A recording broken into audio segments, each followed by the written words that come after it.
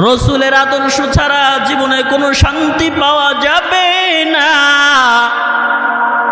পয়গম্বরে আরবি সাল্লাল্লাহু আলাইহি ওয়া আলিহি ওয়াসাল্লাম তার কলিজার টুকরা মেয়ে ফাতেমা রাদিয়াল্লাহু তাআলা আনহার ঘরে গেলেন। গিয়া ফাতেমারে ডাকলেন, ফাতেমা ঘরে আছো? একবার, দুইবার, তিনবার, ঘর থেকে কোনো আওয়াজ নাই। মায়ার নবী বললেন, ফাতেমা কি ব্যাপার, ঘর থেকে কেন আওয়াজ নাই? ফাতেমা বললেন, আব্বাজান, আমি যে আপনার সামনে আসব ওই কাপড়টা আমার শরীরে নাই। মায়ার নবী আমার নিজের গায়ের চাদরটা ফাতেমারে দিয়া বললেন, ফাতিমা নাও এই চাদরটা গায়ে দিয়া এরপরে আসো। ফাতেমা চাদর গায়ে দিয়া দরজা খুলে দিলেন। মায়ার নবী গিয়া দেখতেছেন আলী শোয়া, ফাতেমা জড়ায়া ধইরা কাঁদে, ও আব্বাজান 3 দিন পর্যন্ত কিছু খাই নাই, চুলায় আগুন ধরানোর জন্য একটু তেল আছে, এত ক্ষুধা, এত ক্ষুধা, এত ক্ষুধা। ও আব্বাজান যদি পারতাম তেলটাই খেয়ে ফেলতাম। ও আব্বাজান তাকায় দেখেন, আমরা খাইতে না পারলেও চলবে, আমরা সহ্য করতে পারবো। ও আব্বাজান আপনার তো প্রতিদিন আল্লাহর সাথে কথা হয়, আপনার কাছে জিব্রাইল আমিন আসে, তাদের সাথে কথা বলে দিন কাটায় দেন। ও আব্বাজান আপনি তো সহ্য করতে পারেন, আমরাও সহ্য করতে পারবো রে আব্বাজান, কিন্তু আমার 2 সন্তান হাসান আর হুসাইন, খাবার দাও, খাবার দাও, খাবার দাও বলে কানতে কানতে ঘুমায় গেল। আও ও আব্বাজান আপনার একটু থুতু নিয়ে আপনার নাতিদের গালের মধ্যে লাগায় দেন, আপনার থুতুর বরকতে আপনার নাতিদের পেট ভরে যাবে। পয়গম্বর বললেন, ফাতিমা দাঁড়াও, তাদের জাগানোর কোনো প্রয়োজন নাই। ও ফাতিমা তাদের জাগানোর কোনো দরকার নাই, আমি খাবারের ব্যবস্থা করতেছি। পয়গম্বর ফাতিমা রাদিয়াল্লাহু তাআলা আনহার ঘর থেকে চলে গেলেন। ওই যে উহুদ পাহাড়ের কিনায় খেজুরের বাগান, খেজুরের বাগানে গিয়ে দেখতেছে সবাই খেজুর কাটায় ব্যস্ত। মায়ার নবী আমার তাকায় দেখতেছেন এক মালিক নিজে খেজুর কাটতেছে। পয়গম্বর বললেন, ভাই আপনি নিজে খেজুর কাটেন, কর্মচারী নাই? কয়, ও মুরব্বী কর্মচারী তো পাই নাই। আল্লাহর নবী বললেন, আমারে রাখবেনি? খেজুর গাছে পানি দেন, পানি দেওয়ার জন্য আমারে রাখবেননি? ইহুদি বলেন, আপনি মুরব্বী মানুষ, আপনি তো পারবেন না। মায়ার নবী বললেন, ইহুদি ভাই, ও ভাই আমি পারবো, আপনি আমারে রাখেন, গাছে পানি দেওয়ার প্রয়োজন। মায়ার নবী সাল্লাল্লাহু আলাইহি সাল্লাম খেজুর গাছে পানি দেওয়ার জন্য রসুল সাল্লাল্লাহু আলাইহি সাল্লাম কর্মচারী হয়ে গেলেন। ইহুদি বললেন, ঠিক আছে গাছে পানি দেন। পয়গম্বর বললেন, দাম দর মজুরি ঠিক করেন, কত টাকা মজুরি দিবেন? ওই ইহুদি বলল, আগে কাজ করেন, কাজ দেখি তারপরে মজুরি দিব। পয়গম্বর বালতির মধ্যে রশি লাগায়া কূপ থেকে পানি উঠায়। মায়ার নবী কূপ থেকে পানি উঠায়া 1 বালতি পানি এই গাছে, আর 1 বালতি পানি ওই গাছে, এইভাবে দিতে দিতে 9 বালতি পর্যন্ত পানি গাছের গোড়ায় দিল। 9 বালতি পানি দেওয়া শেষ। 10 নম্বর বালতি যখন উঠানোর সময় রশি ছিঁড়ে বালতি কূপের মধ্যে পড়ে গেল। ইহুদি বললেন, ও মুরব্বী এটা কি করলেন, এটা কি করলেন? আমার বালতি ফালায়া দিলেন রশি ছিঁড়া। মায়ার নবী বললেন, ভাই এই বালতির পানি, এই বালতির রশি 9 বালতি পানি উঠানোর কারণে ছিঁড়ে নাই, এই বালতি দিয়া হাজার হাজার হাজার হাজার হাজার হাজার হাজার বালতি পানি উঠানো হয়েছে। অনেক বালতি পানি উঠানোর পর এই রশির গোড়া পচে গেছে, পয়চা তারপরে রশি ছিঁড়া পড়ছে। ইহুদি কয় না আপনার দোষ। পয়গম্বর বললেন না আপনার দোষ। দুইজন তর্ক লেগে গেলেন। তর্কের মাঝে এক সময় ইহুদি তার বেয়াদবির হাতখানা মায়ার নবীর শরীরের উপর লাগায় দেয়। চিল্লায় কোন নাউজুবিল্লাহ। পয়গম্বর চুপ হয়ে গেলেন।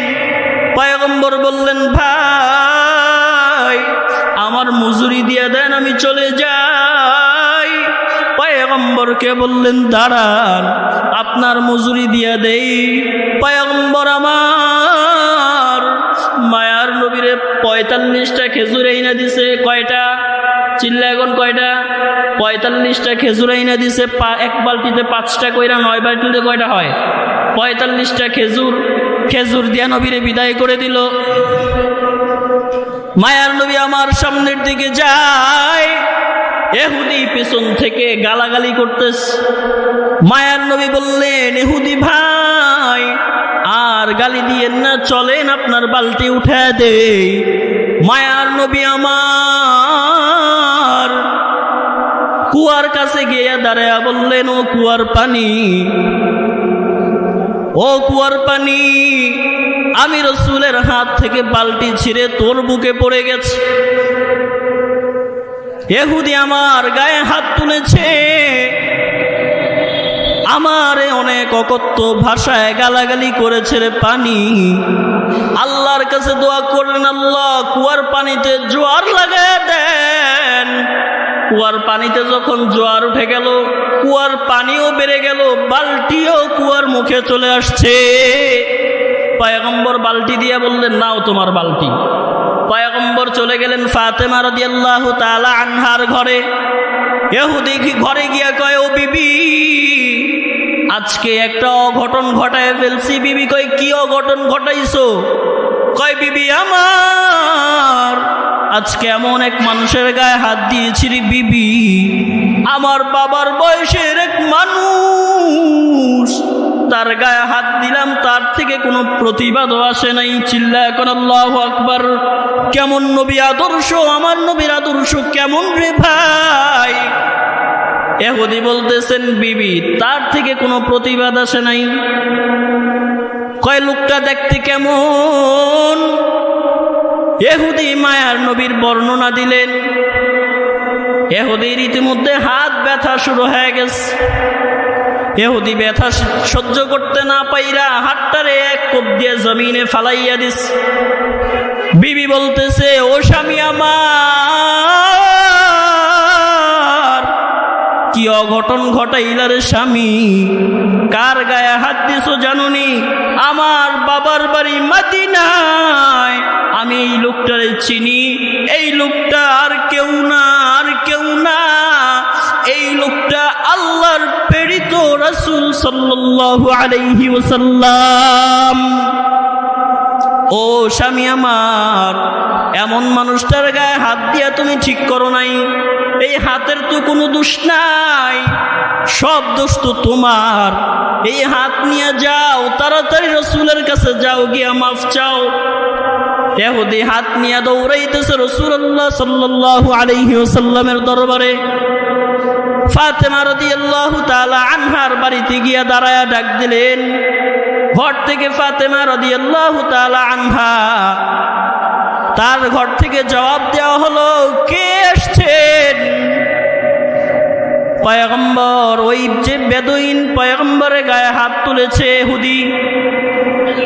তাকে দেখতেছে ইহুদি কাটা হাত নিয়ে ফাতেমার দরবারে দাঁড়ানো।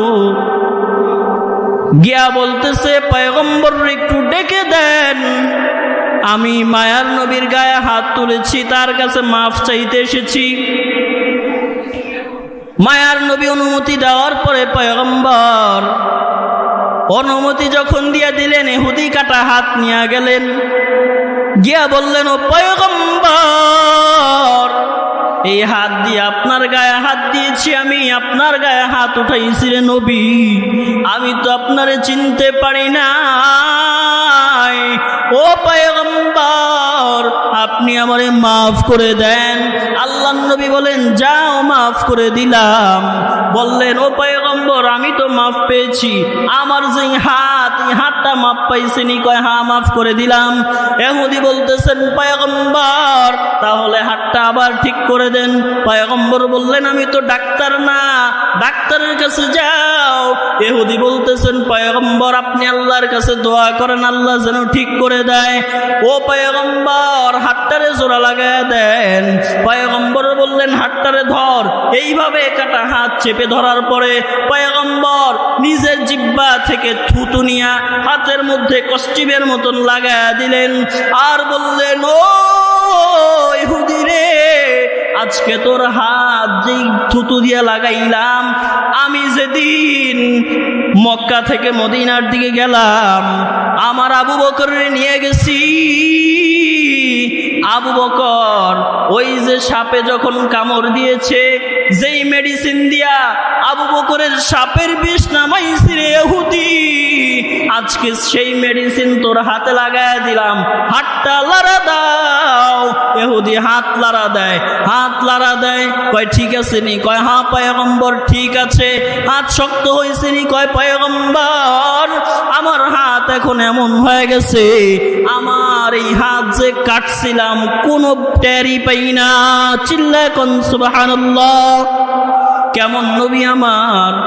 ইহুদি মায়ার নবীর হাতে হাত রেখা মুসলমান হয়ে গেলেন।